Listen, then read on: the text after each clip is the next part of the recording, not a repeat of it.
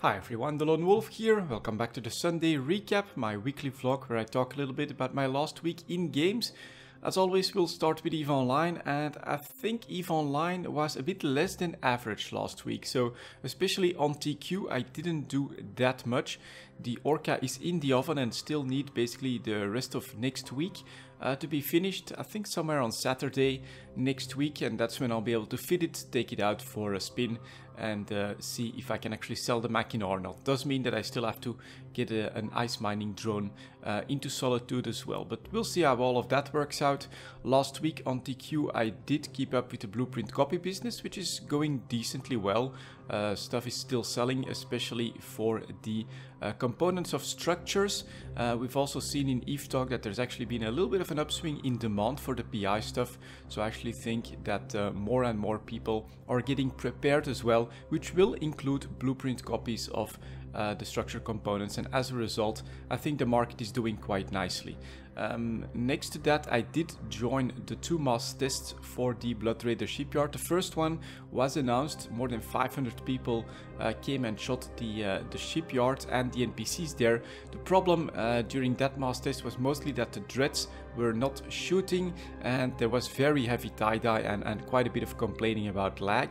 During the other mass test, which was not announced, specifically because they wanted a smaller group of people to join in that test, we were blue-balled by the NPCs, so I do have a bit of a recording on that, but that was really not all that great, because like 50 to 60 people warped to the shipyard, started shooting at it. I was E-warded completely and totally all the time by the Sotio itself, and then just a little wing of cruisers showed up. One of them bugged out and we don't know exactly what happened, but the rest of the NPCs just decided to blue ball us. Now at the end, CCP did somehow trigger the NPCs to come out, and we had a bit of a brawl and a fight. We could see that the dreads did finally manage to start firing, but it must be said that there was still a little bit of work left to be done on the Blood Raider shipyard. So hopefully CCP can get all of that working for the May release next week. Next up, we have a little bit of Heroes of the Storm, so I somehow did still manage to find enough energy to play some Heroes of the Storm. It's actually fun, and I must say that they've basically brought the game a lot closer to Overwatch in design, I feel, with the 2.0 patch. So what really is helping me keep playing some of those games is of course the daily quests. That is something that Overwatch doesn't really have, but that already managed to hook me when Blizzard first came out with Heroes of the Storm. But now they just have that quick play button, so you just choose a hero, press quick play, and go into some games without needing to worry too much about all of the MOBA pressure that you normally get in those games. So that is a change that I really like, and it's basically that which has managed to keep me playing the game, because I want to play it casually. I'm also mostly a solo player, so I don't feel the need to like group up with a specific team to try and get up on the ranked or anything like that. Just play to have fun, explore the heroes a little bit, and enjoy Heroes of the Storm in a pretty casual way, which is very difficult to do in a MOBA. But somehow it managed to work out. So I've been playing some Zagara, I've been playing some Jaina as well, who I think is actually a better pusher than Zagara if you go for certain builds. And I've also explored Leoric a little bit, because I had a quest to play 3 games with a warrior hero, and he's very interesting, I must say. So the Leoric games were pretty good in my opinion. He's a really strong team fighter, so you can really get in there, play as a strong tank, but also dish out a bit of damage, dish out a bit of control, because he has a very good AoE slow that he can apply on the enemy. And that was very interesting experience, although I must say that I'm really not that good at playing Heroes of the Storm itself. I lost a lot of the reflexes, and I have to relearn a lot of how to play Heroes of the Storm. Now I'm not planning to do a lot of that, I'm not planning to go hardcore or anything like that, but just maybe keeping up with maybe 75% of the daily quests or something like that for gold. Grab a new hero, explore that one a little bit is definitely something that I can see myself do with Heroes of the Storm 2.0. And you also got 20 heroes for free, which is pretty cool as well, of course. And next up we have Stellaris. I think that Stellaris has been my main game last week. I think I spent most of my time playing Stellaris, a lot more compared to the other games, and it's been a lot of fun. The reason I pushed myself a little bit is because I did want to get to those megastructures on my single player game, and I managed to reach them, but I haven't completed any of them yet. So the first one, actually the habitat, which costs like 5,000 minerals and 100 influence, is decently doable, and I actually think it's really important. I took it later on, like maybe as my 5th perk or something like that, but I think if you can manage it with the technologies, try to grab that as your 2nd perk, because it allows you to increase the density of your empire by quite a bit. It's very, very useful and very strong megastructure, although it's not counted as one of the other megastructures, like the ring world, which is the first one that I've tried to build. And at first you basically build like a scaffold of the ring world, which consumes everything else in that system. And after that you can basically create 4 planets on that, which I have yet to do, because I still need to, I want to get the influence first and also pour that into the other megastructures. So I'm also building a Dyson sphere at the moment, so the base structure of the Dyson sphere, and after that the upgrades, they just take minerals, so then I can do whatever else I want with my influence. I think that's the best way to go about the megastructures. If you're planning to get multiple of them, then build the first phase of all of those first. After that you can just pour in the minerals and do other stuff with your influence. I think that's pretty important. But what do they do? So the ring world, as far as I can tell, is basically giving you 4 planets in a single system, which is very powerful.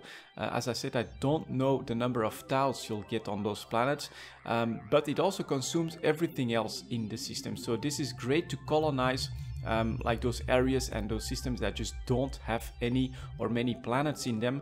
I don't think you actually want to use the ring world in a system where, for instance, you have already 1 or 2 colonies and you have the opportunity to put up 4 or 5 extra habitats.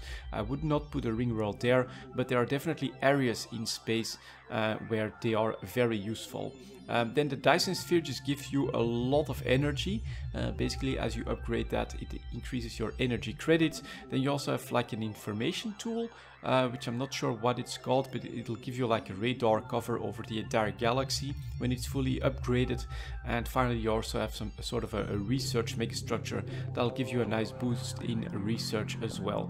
And so I'm still exploring that. I did manage to beat the Unbeaten, which was pretty interesting.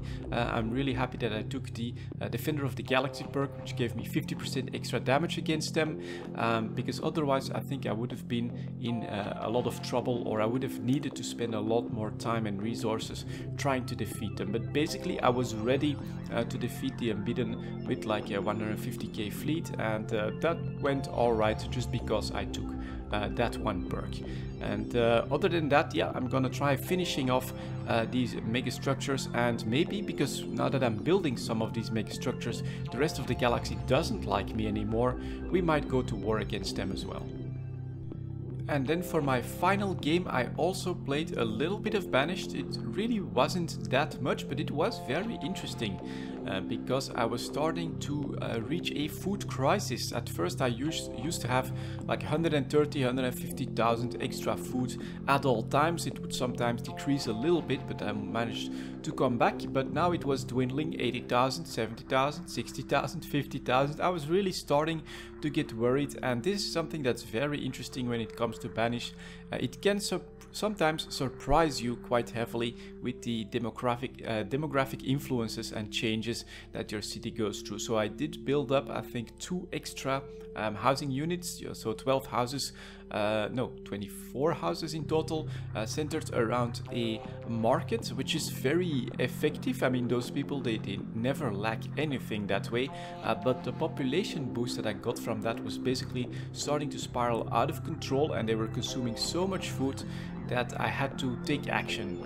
So now the rest of the regions that I still have are being filled up with maximum farms, maximum orchards, and 20 by 20 stables. It's not stables, it's something else for livestock, but I really now have to focus and have been focusing very heavily on food production. I was constantly hoping for the traders to come back with extra food so that I could grab maybe another 10,000 food just to keep things under control. It was a little bit hectic. That was actually pretty fun, and it basically means that my pattern, my new plan is not optimal. At some point my population just exceeds my food capacity. Now we can fix it the way I've been doing now, just basically starting to put up whole areas full of food production. But I think for my next banished town, that what I can do is try to supplement these major housing facilities with 24 houses around the market with something smaller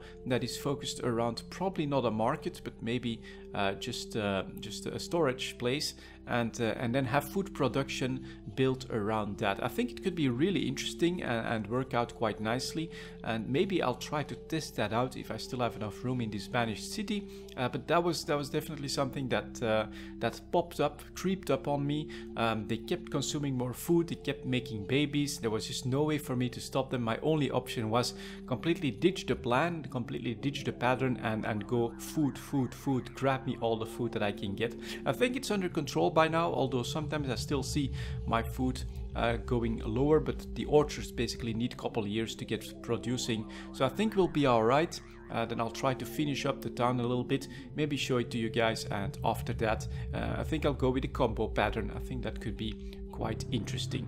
And that was my last week. Actually got to spend some time in 4 games, which is pretty cool. Thank you very much for watching, and I'll see you all next time.